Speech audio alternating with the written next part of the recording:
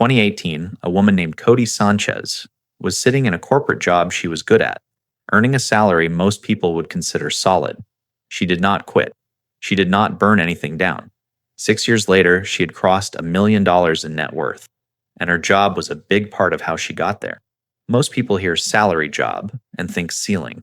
They think the only way out is to walk away, take the leap, go all in. That story is everywhere. It is also missing something important. The people who actually made the transition, Cody Sanchez, Rose Hahn, Natalie Dawson, did not treat their jobs as the enemy. They treated them as the first tool in a much longer sequence. So the real question is not whether to quit. It is how to use what you already have before you ever need to. That reframe is what this video is about. Because without it, your paycheck stays a paycheck. You keep optimizing the wrong thing. And the gap between where you are and where you want to be stays exactly where it is. My name is Alex, and if you have ever looked at your income and wondered why the math is not adding up the way it should, stay here. Because the problem is almost never the salary itself.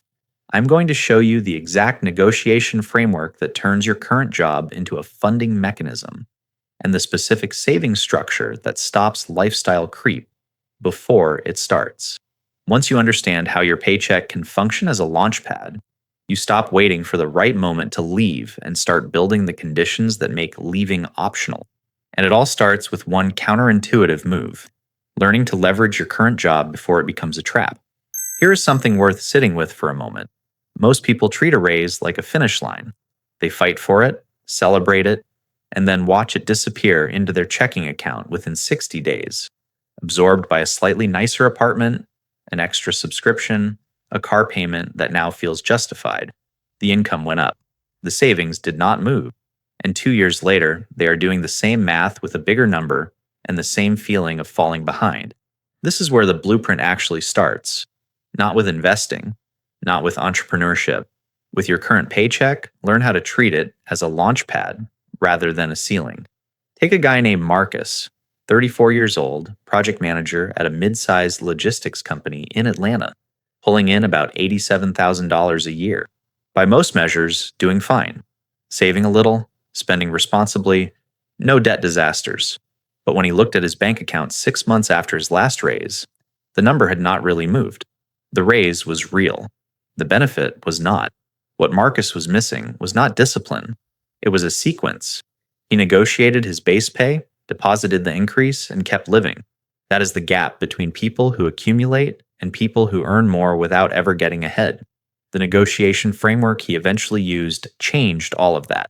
And it works because it stops treating salary like a favor and starts treating it like a transaction. Step 1 is simple, but most people skip it entirely. You walk in with documented output, not a list of responsibilities, actual numbers. Revenue generated, costs reduced, projects delivered ahead of schedule. If you cannot attach a dollar figure to what you did, the conversation is already weakened.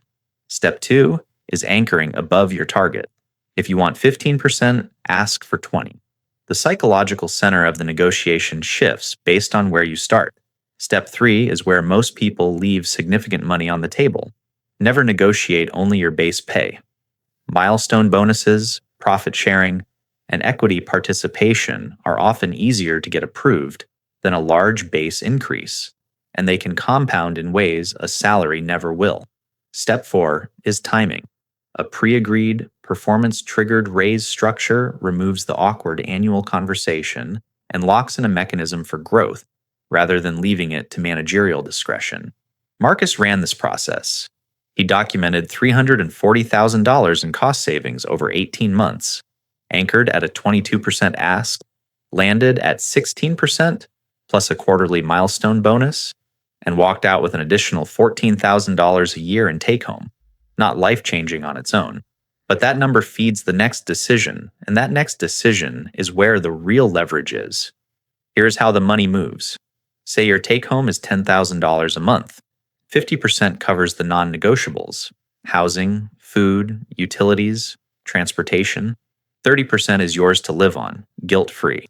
But that remaining 20%, $2,000 a month, that is the engine. The problem is that the engine only runs if you route the money before you touch it.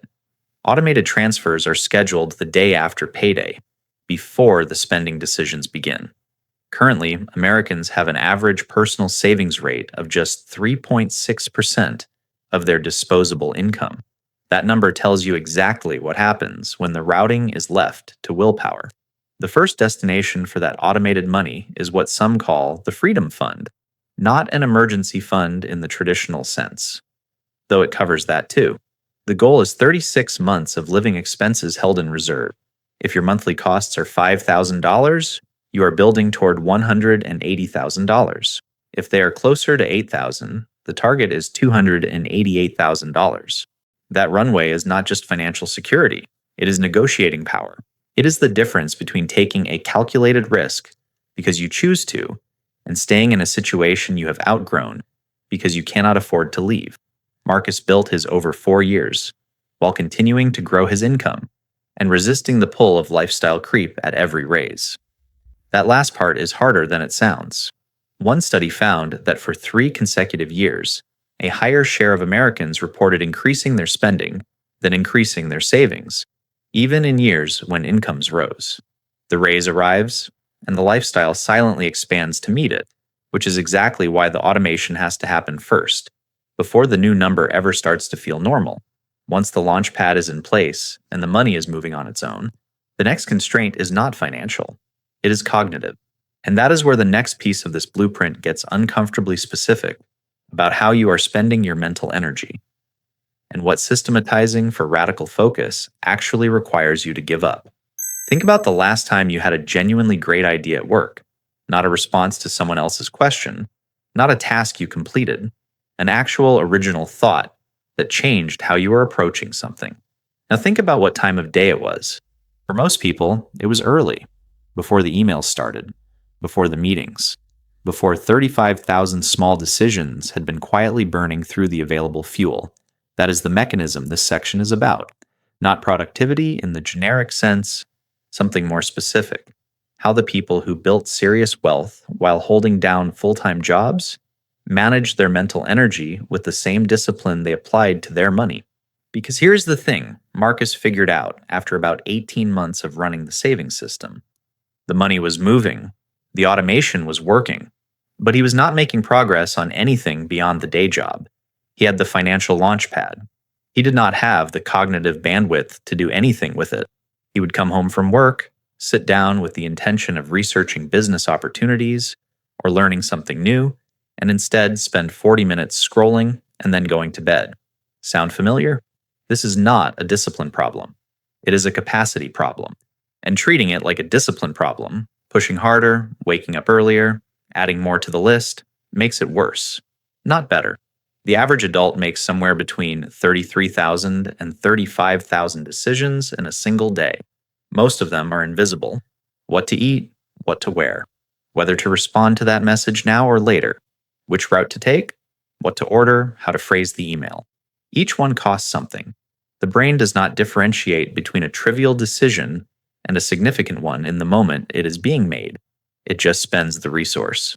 By the time you sit down to do something that actually matters, something that requires original thinking, risk assessment, or creative problem solving, you're already working with a depleted account. A woman named Diana understood this better than most. She was a 31-year-old financial analyst in Chicago, earning $94,000 a year, trying to build a side business while keeping her corporate job. She was smart, organized, and completely stuck. Not because she lacked ideas, because by the time she finished her workday and handled the ordinary noise of adult life, she had nothing left. The part of her brain she needed most was the part that ran out first. So she ran an experiment. She eliminated every decision she could from Monday through Friday that did not directly relate to her job or her business. She planned 7 days of meals on Sunday and made them in batches. She laid out her clothes the night before.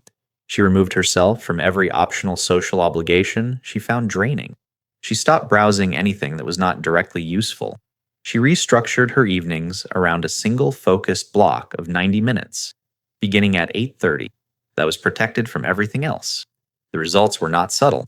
Within 90 days, she had built out the first version of a financial coaching service, signed her first 3 paying clients, and was generating an additional $2,300 a month outside her salary. Nothing about her intelligence or her situation had changed. What changed was the amount of usable cognitive capacity she was bringing to the work that mattered. This is not about becoming a monk or giving up a normal life.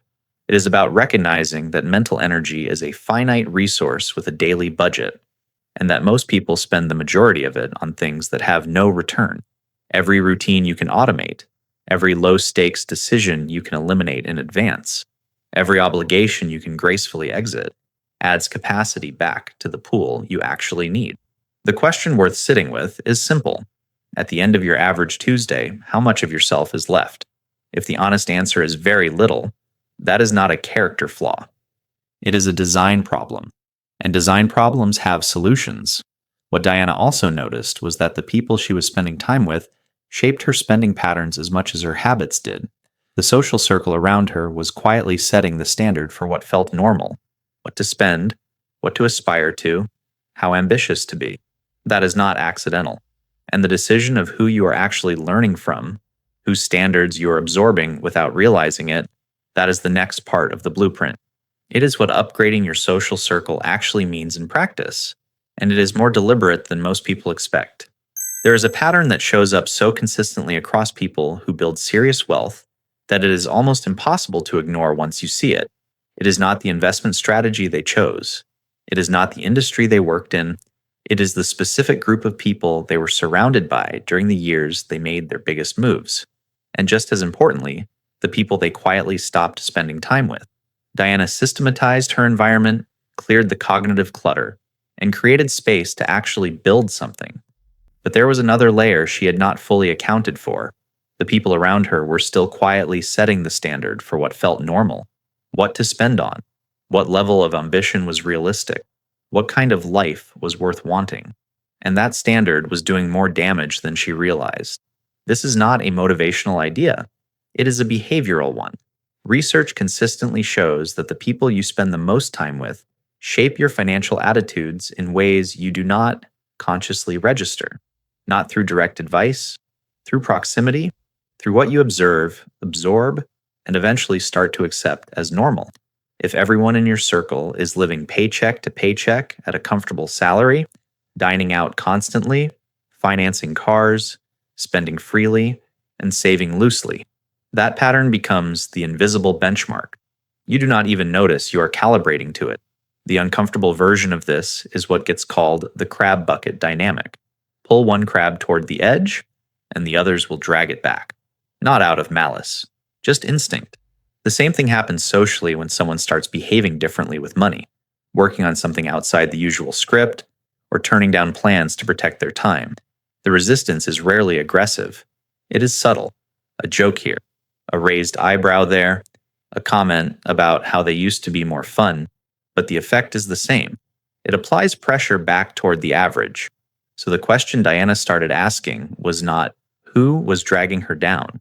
It was who she was actually learning from. And the answer, when she was honest about it, was mostly no one. She was informed. She read. She listened to podcasts. She knew the theory. But she had almost no access to people who had done what she wanted to do, at the scale she wanted to do it, who could tell her what it actually looked like from the inside. That gap is more expensive than most people realize. Currently, about 70% of professionals report being hired or connected to opportunities through people they already knew. The room you're in determines the opportunities you even know exist.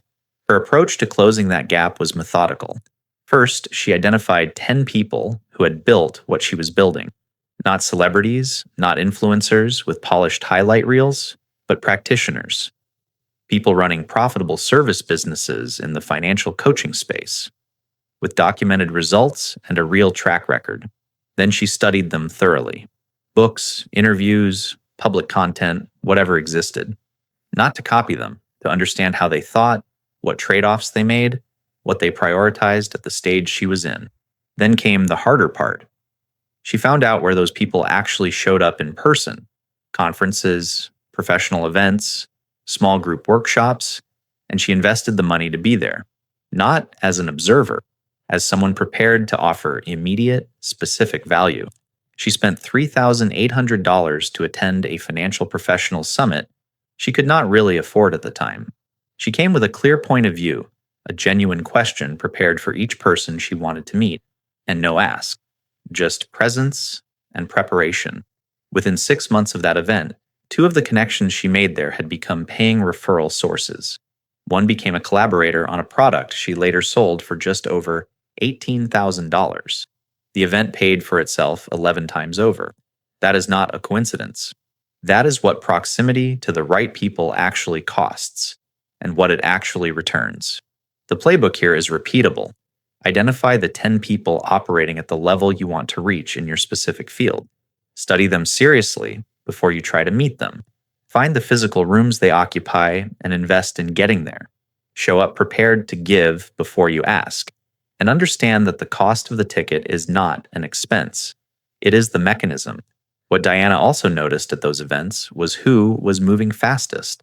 And without exception, it was not the people with the most knowledge. It was the people who were most comfortable acting without certainty, who had trained themselves to tolerate risk and still make decisions, which is exactly what the next phase addresses: learning to embrace uncertainty and understanding the specific ownership structure that makes it financially rational rather than just emotionally brave. Here is a number worth holding on to: $500 a month, invested consistently into a savings account for 30 years, gives you roughly $216,000. Assuming a generous 2% annual interest rate, that same $500 a month, invested into a broad index fund tracking the S&P 500, which has returned an average of about 10% annually over the last 50 years, gives you approximately $1,050,000 over the same period. Same person, same monthly commitment, same 30 years. The only variable is what you did with the money and how much uncertainty you were willing to sit with along the way. That gap, $834,000, is not the product of skill or luck. It is the product of tolerating discomfort. Diana understood this intellectually before she felt it. Most people do. The math on investing is not complicated or hidden. It is widely available and frequently cited. And yet, currently, the average American personal savings rate sits at about 3.5% of disposable income. People are choosing the savings account, or nothing, not because they cannot do the math, but because uncertainty is genuinely uncomfortable, and comfort is cheap and immediately available. So the next part of the blueprint is not just about where to put your money. It is about building a higher tolerance for risk through a structure that keeps the downside manageable while the upside compounds. This is what gets called the ownership loop, and it is more systematic than it sounds. The core idea is straightforward. Use the stable, predictable income of your day job to fund the acquisition of assets that generate cash flow. Not savings, not passive appreciation, active cash flow from day one that comes in regardless of whether you show up. Now you're probably thinking, I have a job, some savings, and no experience buying businesses. Why would that even be available to me? Here's what most people don't realize. Currently, nearly 85% of small business sales involve seller financing, meaning the person selling the business carries part of the purchase price themselves, rather than requiring you to come in with cash. Sellers do this because it helps them close faster, often at a higher price, and it signals their own confidence that the business will continue to perform after they hand it over. For the buyer, it changes the math dramatically. Take a real example. A man named Vincent, 37 years old, operations manager at a manufacturing company in Ohio, salary of $91,000, started looking at small service businesses with consistent cash flow, cleaning contracts, a small landscaping operation, a document shredding route. Not glamorous, just reliable.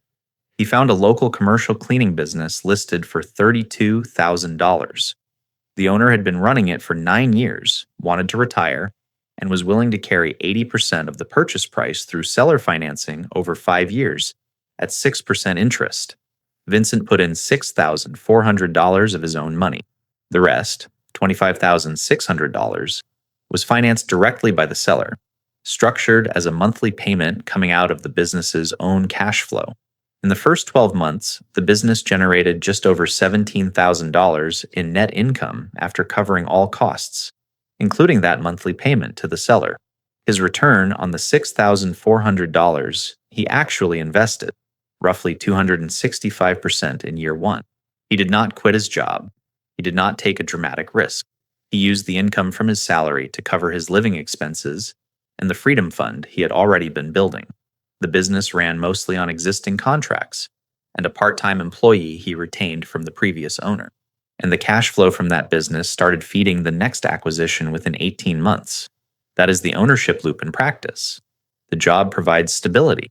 The acquired asset funds the next asset. The loop repeats. Each rotation increases income without requiring more of your time. And each rotation also moves you further from the single point of failure that is a salaried paycheck. What makes this work is not genius or unusual access. It is the willingness to act while uncertainty exists, and a structure that limits how bad the downside can get. Seller financing, retained employees, existing customer contracts, and a corporate salary as a backstop. The risk is real, but it is contained. And that distinction between reckless risk and structured risk is exactly what separates people who cross the line from people who study it from a distance. Once you have the loop running, the final shift is understanding how to measure it, because the metrics that tell you whether you're actually making progress are not the ones most people track.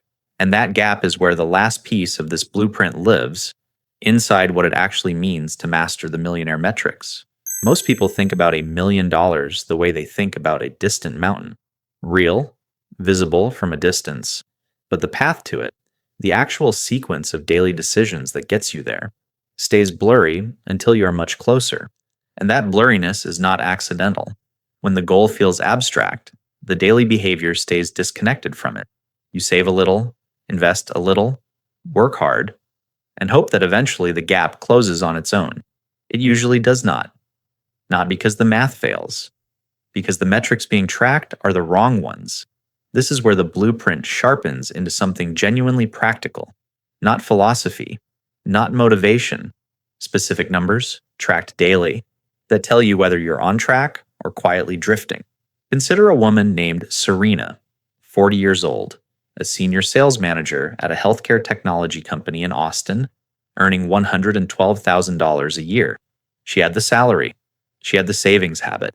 She had read enough to know the right moves. But when you asked her what she was actually building toward, what the number was, what the timeline looked like, what she needed to generate every single day to hit it, she could not answer precisely. She had a destination, but no dashboard. Here's the first number that changed how she tracked everything. $1 million a year, divided by 365 days, is $2,740 a day. That is the daily revenue target if $1 million annual income is the goal, not a salary. Revenue, from all sources combined. The job, the business, the acquired asset, the investment income, everything. Now you're probably thinking, I'm nowhere near that number. So what is the point of tracking it? And that is exactly the wrong way to use it. The point is not the size of the gap. The point is that the gap now has a shape. $2,740 a day is a problem you can actually work on. You can design products, services, and income streams around it. You can ask what it would take to generate $274 a day, 10% of the target, and build from there. An abstract goal stays abstract. A daily number forces a specific question. What did I do today that moved that number? Serena started measuring her 3 income streams every week: her salary contribution, the cleaning business Vincent-style cash flow she had acquired, and her investment account growth, against that daily benchmark. Within 4 months, she had restructured her side offer, raised her service pricing by 31%, and closed a second acquisition that added $14,000 annually in cash flow. She was not yet at $2,740 a day. She was at $463, but the trajectory was real. The mechanism was visible, and the adjustments were specific. The second metric that matters just as much is the one most people avoid looking at directly: the gap between current net worth and the target. Currently, the average American millionaire is 61 years old, and the typical self-made wealth journey takes around 30 years. That is the default timeline when you drift. Most people tracking none of this are silently on that path. The people who compress it are not smarter. They just measure differently and adjust faster. Serena added one more habit. Every Sunday morning, she reviewed her vision of what the fully built version looked like: the income mix, the timeline, the specific net worth target she had set, and then immediately opened her current numbers. Not to feel bad about the distance, to feel the gap clearly enough that the week ahead had a specific purpose. That juxtaposition, aspiration next to reality, is not comfortable. It is not supposed to be. But it is far more useful than losing track of the distance entirely. The final daily practice that ties all of this together gets almost no attention in conventional financial advice: learning to sell.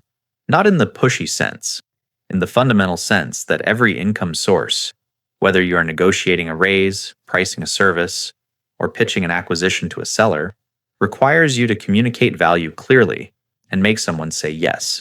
Currently, sales skills remain among the highest compensated and most transferable abilities in the American economy, and yet most professionals with no formal sales background never develop them deliberately. Serena set a standing block every Friday afternoon to practice one sales conversation, a follow-up call, a pricing discussion, a cold outreach to a potential referral source. Small, consistent, compounding over time. That is the full picture of what mastering the millionaire metrics actually means. Not a spreadsheet obsession, a daily practice of measuring the right things, closing the gap between aspiration and current reality, and building the skills that make income generation a repeatable act rather than a hopeful one. The numbers tell you where you are. The habits determine how fast you move, and what you do with both of them. That is where the conclusion of this whole blueprint lands. Here is what this whole blueprint actually reveals. Becoming a millionaire on a salary is not a personality type or a lucky break. It is a sequence, a specific order of operations that compounds when you follow it and stalls when you skip steps. The salary is the launch pad, not the ceiling. Lifestyle creep is the default. Automation is the override. Your social circle sets the standard for what feels normal, which means upgrading it is not optional. Risk tolerance is a skill, not a trait. And the ownership loop is how you build it safely. And the gap between where you are and where you want to be only closes when you measure it precisely enough to act on it every single day. Watch for the moment when your income increases and your savings rate stays flat. That is the signal. The money is arriving. The question is whether the system captures it before the lifestyle does. There's a deeper question this raises, and it is one worth sitting with. If the sequence works, and the evidence suggests it does, what is actually stopping most people from following it? The answer to that is not financial, and that is probably worth a conversation of its own. If this changed how you see the path forward, share it with someone who is still looking for the missing piece. Subscribe if you want to keep going deeper